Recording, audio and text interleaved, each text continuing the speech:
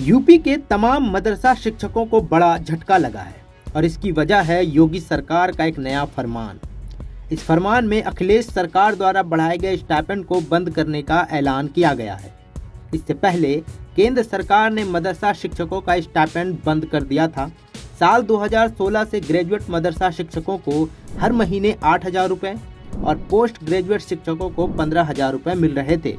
लेकिन अब योगी सरकार के इस फैसले के बाद मदरसा शिक्षकों को किसी भी तरह का कोई स्टाइपेंड नहीं मिलेगा।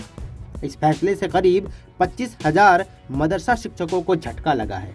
आपको बता दें कि साल 1993-94 से केंद्र सरकार की मदरसा आधुनिकीकरण योजना चल रही थी, जिसमें सभी मदरसों में अंग्रेजी, हिंदी, साइंस, मैथ और सोशल साइंस पढ़ाने के लिए टीचर्स नियुक्त किए गए थे, जिनमें ग्रेजुएट शिक्षकों को 6,000 और मास्टर्स को 12,000 रुपये स्टाइपेंड के तौर पर दिया जाता था, जिसे साल 2016 में अखिलेश सरकार ने बढ़ाकर 8,000 और 15,000 रुपये कर दिया था। लेकिन अब यूपी सरकार सभी तरह के मदरसा शिक्षकों के स्टाइपेंड पर रोक लगा रही है।